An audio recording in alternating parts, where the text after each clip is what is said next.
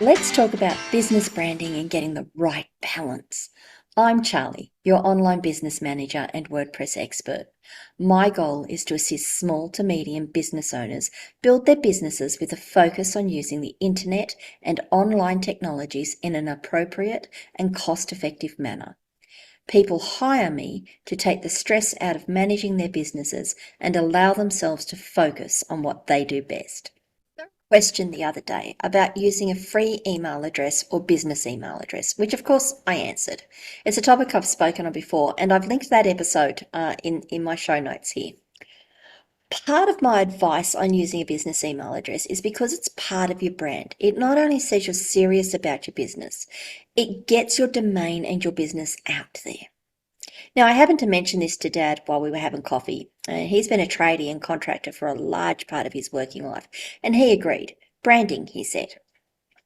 He then went on to tell me a story about a business in one of the places he was living who had their logo done, and then went on to screen print or wrap his cars. I wasn't quite sure, but it was a big job.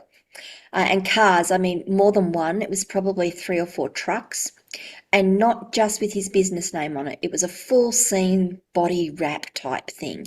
Lightning bolts, sparkles, splashes, the works. I'm sure you get the picture. But he didn't stop there though. The owner went on with work shirts with similar motifs, boots, hats, and all his guys wore them. So if you can imagine, an electrician or a plumber turns up to your place, they've got this flash vehicle that's got all this screen printing on it. The shirts are branded, and it's not just a standard work shirt. It's not just like your high-vis work shirt. It's got the high-vis on it, but it's got screen printing and flashes, and it looked awesome. You showed me some photos. It looked awesome. It was great. But the first thing I thought when I saw it was, I don't think I can afford these guys. Now, isn't that an interesting thing? It's not just that he was serious about his business. Obviously, he was serious about his business. But I looked at what I thought the cost of doing all of that branding was and thought, I can't afford to pay that. I don't think I can afford this guy. It's unlikely I would have even rung that guy to come and give me a quote, because I looked at it and went, no, I don't want to pay for his marketing. That then raised the question for me. Yes, you need to brand your business, but it's more about the quality of your branding than it is about the quantity of your branding, isn't it? How much should you be putting into branding to instill confidence in your customers?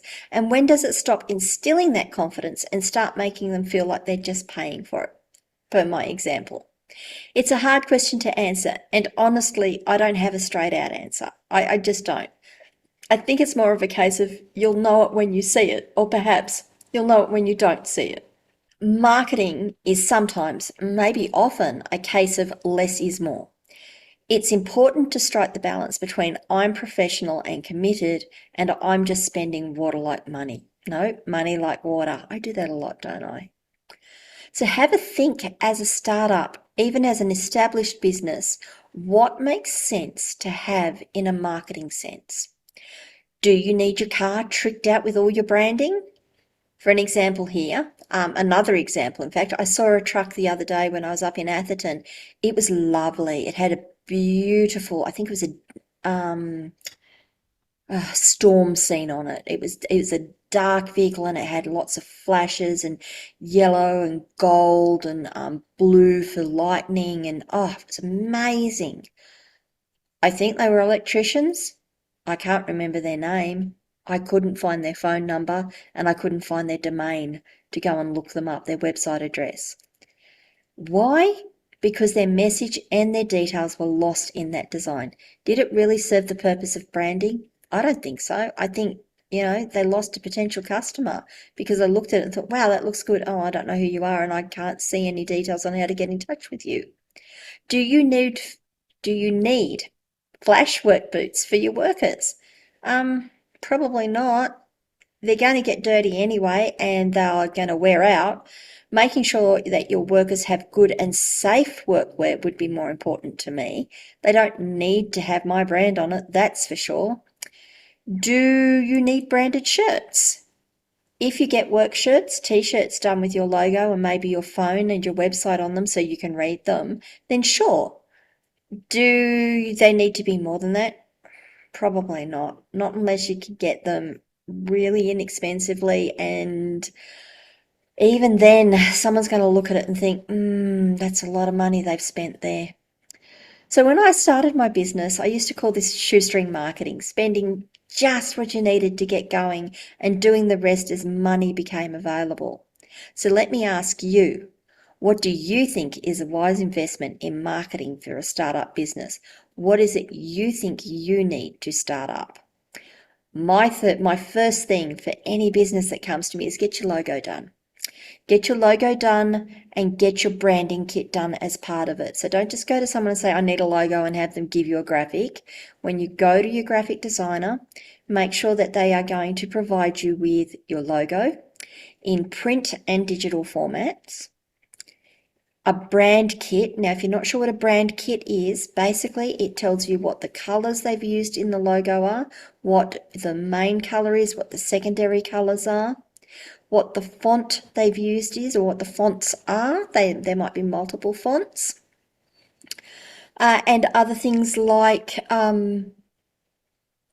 spacing around the logo and how to lay it out on a page, and all the things that go to maintaining what your brand is.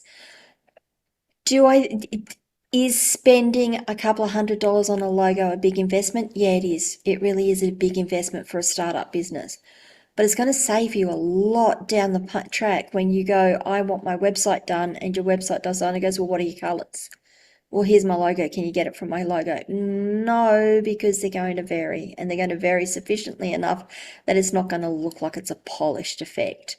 So I think the first thing that most businesses, apart from making sure you've got your business registration, your domain name, and your insurances in place, and an email address, the next thing that you should probably look at is your logo. But I'm just going to leave this episode right there. I might come back to that one a bit later on.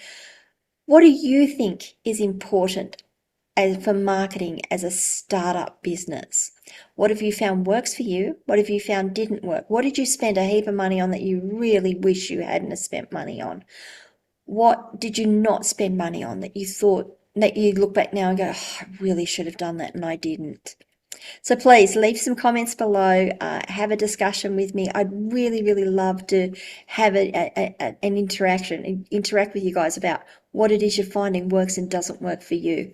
And as always, please remember to like this video, subscribe to my channel, and ring the notification bell so you find out when I'm dropping more good content. Talk to you later.